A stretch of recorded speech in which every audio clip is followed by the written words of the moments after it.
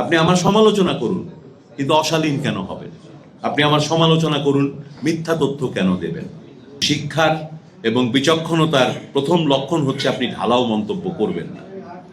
কুরুচিপূর্ণ এবং অগ্রহণযোগ্য শব্দ গণমাধ্যমে ব্যবহার করাটা আমার মনে হয় না কোনো বুদ্ধিমানের কাজ, এবং এটা কারো কাছেই গ্রহণযোগ্য।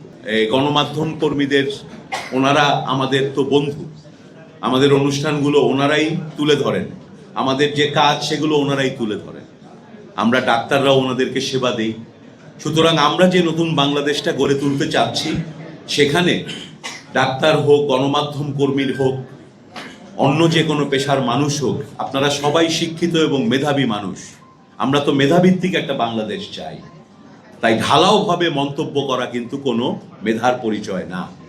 যে কোনো পেশাতেই একজন দুইজন অন্যরকম মানুষ থাকতে পারে, ডাক্তারদের মধ্যেও থাকতে পারে, সংবাদকর্মীদের মধ্যেও থাকতে পারে, ইঞ্জিনিয়ারদের মধ্যেও থাকতে পারে। কিন্তু শিক্ষার এবং বিচক্ষণতার প্রথম লক্ষণ হচ্ছে আপনি ঢালাও মন্তব্য করবেন না। আমরা যারা দায়িত্বশীল জায়গায় আছি, আমরা যারা চিকিৎসকই হই, সংবাদকর্মী হই, বড় সম্পাদক হই, সাংবাদিক হই, কুরুচিপূর্ণ এবং অগ্রহণযোগ্য শব্দ গণমাধ্যমে ব্যবহার করাটা আমার মনে হয় না কোনো বুদ্ধিমানের কাজ, এবং এটা কারো কাছেই গ্রহণযোগ্য। আমরা সবাই আমাদের ভাষার ব্যবহারে একটু সংযত হই, আমরা সবাই পরস্পরকে একটু শ্রদ্ধা দেখানো অভ্যাসটা করি। এবং আসলে আমার কাছে মাঝে মাঝে মনে হয়, আজকাল এই যে মবের কালচার আমরা দেখি, টকশোতে দেখি, সবাইকে তুচ্ছ তাচ্ছিল্য করে কথা বলার প্রবণতা, রাষ্ট্রের সর্বোচ্চ পর্যায়ের মানুষদেরকে নিয়ে হাসাহাসি, অযৌক্তিক মিথ্যা তথ্য দেওয়া। আমরা গণতন্ত্র পেয়েছি, যে কারণে এই নতুন সরকার অনেক কিন্তু স্বাধীনতা আমরা নিজেরাও ভোগ করছি, সবাইকে ভোগ করার এবং সেই অধিকারের সুযোগ দেওয়া হচ্ছে।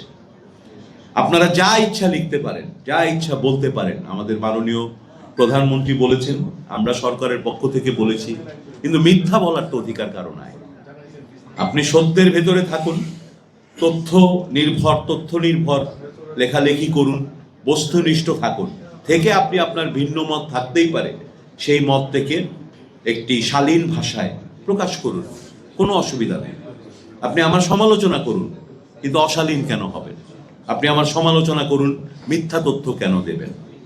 তাই আসুন, আমরা যদি গণতন্ত্রকে আসলে বাঁচাতে চাই, তাহলে আমাদের মগজের ভেতরে যে ফ্যাসিস্ট প্রবণতাগুলো গত ফ্যাসিস্ট সরকার ঢুকিয়ে দিয়ে গেছে, ফ্যাসিস্টদের কাজ হচ্ছে সমাজের সমস্ত সম্মানিত ব্যক্তি, সম্মানিত প্রতিষ্ঠানকে অসম্মানিত এবং অগ্রহণযোগ্য করে তোলা হচ্ছে ফ্যাসিবাদ প্রতিষ্ঠার প্রথম ধাপ।